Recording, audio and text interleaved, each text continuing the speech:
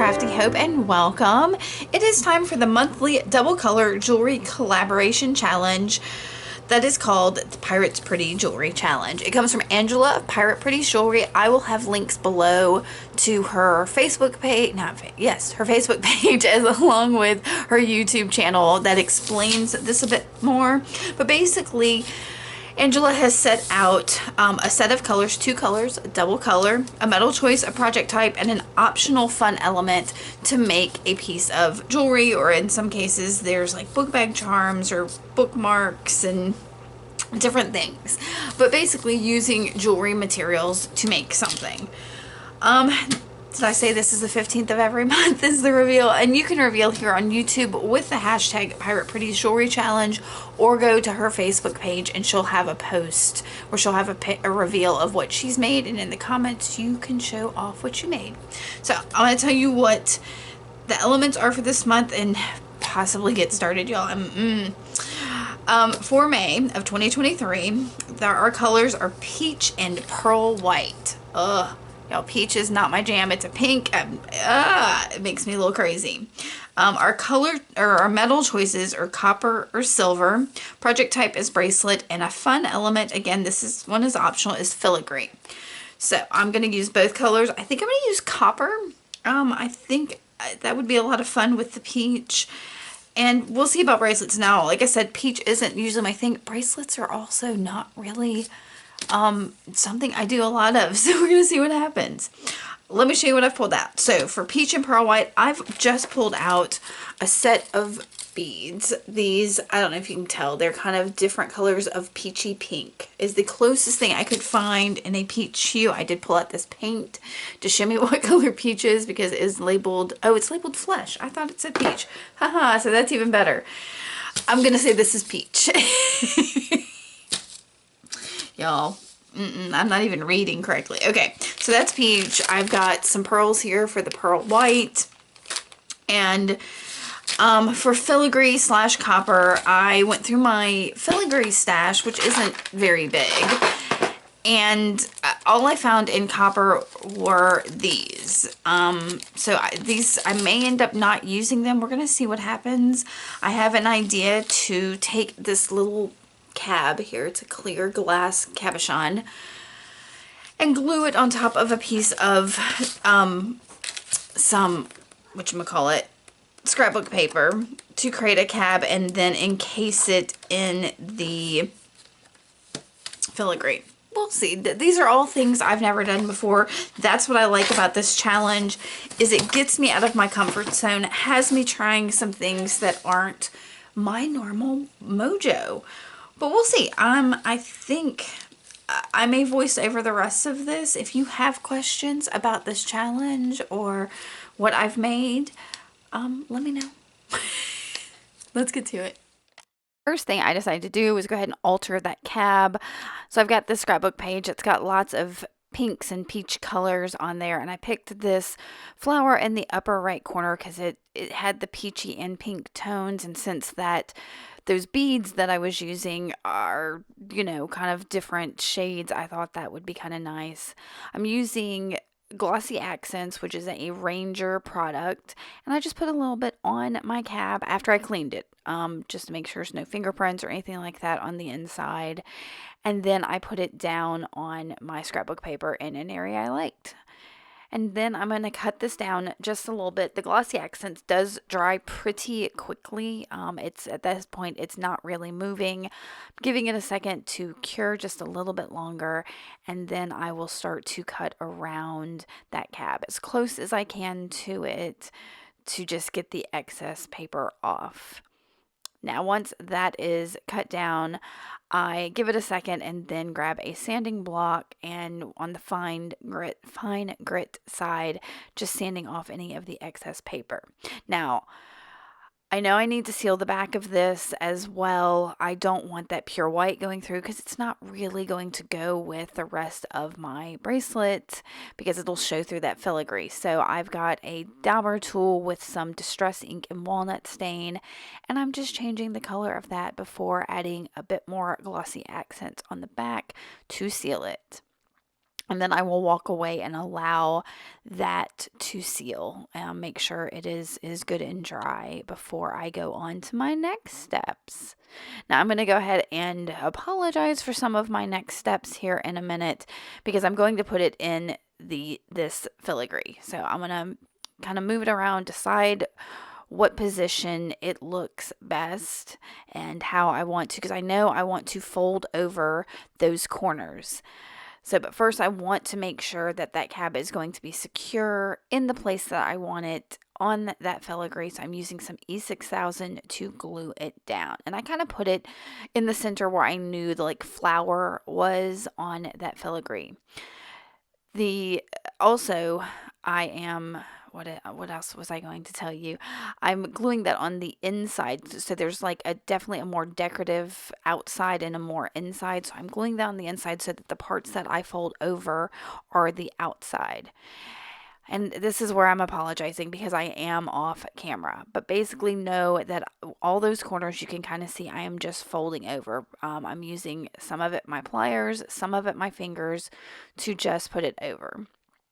So in there, I was trying to decide if I was going to leave those long ways or if I was going to fold them over. But I decided, nah, let's go ahead and fold it over. This filigree is really pliable. Okay, so that is it.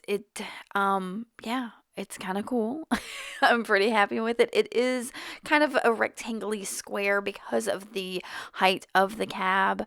So there's definitely a long edge and a short edge to this, and that is fully because of the cab that I used, not the filigree. So now I'm getting out my beads. I cut off some of the check glass beads, and then I start messing around with these pearls, and I realize that they are plastic and not at all what I want for this bracelet. They won't have the right weight, so I go and get some other pearls, glass pearls, that I thought would work better. So, and I'm much happier with them. So I'm still kind of messing around with this, and I start pulling out beads, trying to decide, because I was fairly sure I want to do at least a 2-strand bracelet. So I'm going to mess with that. But first I want to secure this a little bit more. So I'm using my pliers again to make sure the parts I folded down with my fingers are nice and tight against that cab so nothing will pull later. So I'm just going to do that real quick, and then I will start futzing with my beads some more and deciding on a configuration of the pearls and the check glass beads. So I started by wondering if I wanted to do one strand that was check glass and one that was pearl, but then I decided that it would be nice to alternate. And basically, as you can see, one side has check glass, pearl, check glass, and the other one has pearl, check glass. Anyway, I'm alternating them differently on either side. So it begins with either a check glass or a pearl on either side, and then it alternates on the other side. You can kind of see. Now here I'm pulling out my organized wire. This is hardware store wire that I have darkened and cut down, and I've organized into this folder. I've got a whole tutorial on how I made that folder, and I'll put a link up in the right, but I also have a tutorial on how I darken and seal my hardware store wire, and I will also put that in the upper right corner. Hopefully, just pay attention, and I'll try to remember to put those in the description box as well. So I am making wrapped loops. I've taken, this is 24 gauged darkened copper wire, and I have made a wrap loop on one end, and I'm putting my check glass bead on it, and now I'm going to make another wrap loop. So I'm folding my wire over, making my loop, and before I close my loop, I was trying to decide if I was going to add some jump rings to connect it to my central piece, but I decided that was going to take up far too much space, at least the jump rings I had pulled out. So instead I'm going to open that loop that I created and insert it onto, there are holes in the corners. That's what's great about filigree. Lots of little openings to connect things and loop through things, and we'll get to some more of that in a little bit, how well that worked out for me. So I've finished my wrap loop, and again, I have a tutorial on making wrap loops, and I'll put that in the upper right as well. But I was trying to show you there too that the back of that, even if this ends up being flipped over, is really pretty as well. All right, to make a wrap loop, I make a bend of a 90-degree angle, then form my loop, wrap that tail of wire around the stem below the loop, and I trim off any excess if I need to. I try to use, if I can, pat it down as part of the wrap, but if it doesn't, it's fine. So I'm doing it again, bending the wire, making my loop. Before I close this one, I'm going to attach it to the loop of the previous bead, and then I will take chain nose pliers and make my wrap around that stem. Then I will trim it with some flush cutters there, and then make sure that that little tail is completely closed. And I'm going to do it one more time here for you. So using round nose pliers, I'm going to bend my wire, make a loop, and then wrap the excess wire around the wire itself. I will close it using chain nose pliers like that, making sure the tail's nice and tucked down.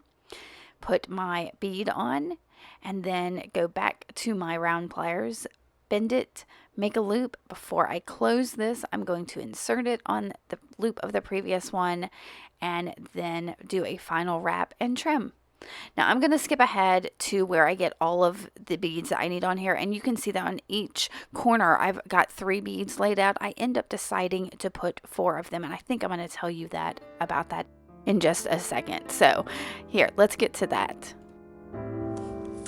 I am back. I did both sides of this. I ended up putting 4 beads on each side instead of 3, because since I'm alternating them and the pearls are smaller than the check glass beads, it just evened it out a little bit more. So I've got it up against a ruler, and it's at almost 5.5 inches. So I don't need to add much more to this.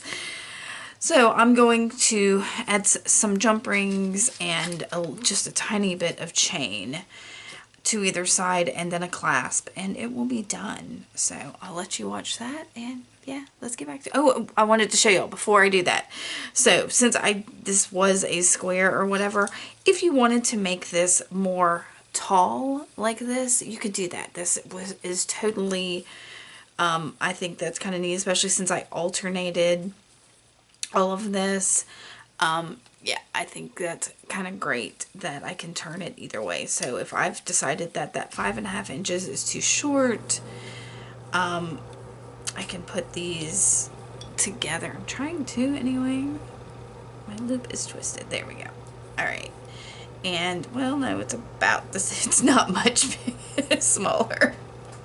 No, it's not much smaller. But anyway, so that is, yeah. I'm trying to decide which I prefer, because I was thinking for a bracelet it might be neat that way, but I'm kind of liking it the taller way now. Yeah, I think we're gonna go with that. Okay, moving on. All right, so using some bent nose pliers and chain nose pliers, I'm going to open one of those jump rings by twisting it. Remember, we always twist open jump rings. And then I am putting it on either end of those chains that I made, those beaded chains, and then closing it by twisting it again. And this connects both of these, and it's going to give me a better idea of how this this bracelet looks. So again, I'm just looping it through those loops in the end and closing it, taking a good look at it, that nothing is twisted and hung up. And then I'm kind of putting it on my wrist to see how it looks, and it felt, y'all, look at this. I really love it, but it felt like it needed something between the two of them. So I'm like, is there any way to put something else in the middle? What about some of this chain I've pulled out? And I put it there, and you can see me tapping my fingers thinking, and I'm like, yeah, I like that. So I twist open that and take off that jump ring, and then I find that if I twist it open enough, I can slip it in underneath some of that filigree, and then put on my chain and close that jump ring again. And so from there, I'm like, okay, that was really easy. I don't know why I didn't think of that before. So I'm holding this up, trying to measure the chain to get it the same length of the beaded chain that I created. And this one, I found the split ring in it and opened it. I was taking apart the wrong sides. Like, this chain has 2 different sections, like a figure 8 link, and then an open, like, 0 link. And for some reason, I was determined to open the figure 8 ones, which were much harder to deal with than the ring ones. So that's my bad for not thinking it through, but I'm going to get this done. So once I get that chain on there, I get some more jump rings on. And again, I am just going to loop through each of the end ones, making sure that I put them in the order that I want them in. And I'm going to hang it and look at it for a minute and then close that jump ring. And I'm going to do the same thing on the other side. So I'm going to take off the jump ring that I had previously on there.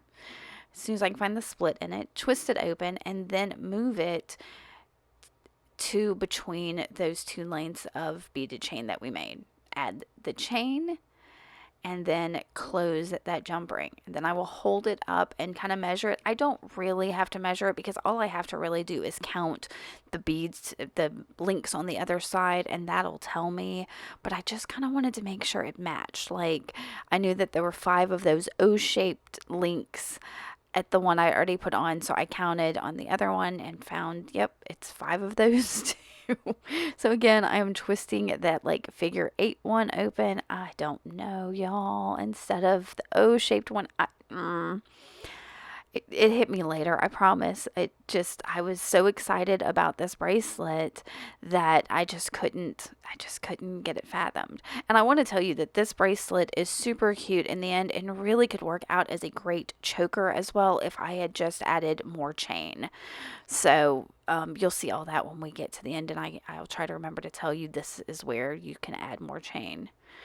So again, I've got another jump ring and I am connecting all 3 of my chains together, and I will hold it up to make sure nothing's twisted and weird. And then I'm looking at it and y'all, I am so in love with this. Now I did lose some of the peachy color. It comes across a little more pink than peachy, but I promise it is peachy. Alright, so I'm going to measure it real quick and kind of look, and I'm almost at 6 inches there. So I know I don't need much chain. I do want chain on either side. So I'm going to just put a few links on one side, and that will have my lobster clasp once I get it out. And then the other side, I'm going to have a longer length, and that's what my lobster clasp can connect to. So in here, instead of cutting just a few links on one side and a few more on the other, I could make this much longer and create a choker for it. And again, it could be adjustable as well by having one side longer than the other. So keep that in mind. So I opened that jump ring that I had on that end and just slipped on that chain. And I'm going to do the same thing on the other. Open the jump ring on the other side and slip on the chain like so. And because these both end with the split rings on them, it's easy enough for me to open that O-ring at the end and slide on the lobster clasp. Now that set of lobster clasp I have does come with a little closure thing, but I'm not going to use it because it just kind of gets in the way. So once I've got that on there, I also decided I wanted a bead dangle from the end of the side, that the clippy side, just to give it a little more ornamentation, a little bit of weight. And I'm going to use one of my pearls on a handmade copper head pin. So I'm sliding that on, and again, I'm just making a wrapped loop. And again, I will make my loop before I close it. I'm going to slip it on to that ring down there and then close it. And that's going to be it. I'm going to talk y'all through the rest of this, and I hope you have enjoyed this.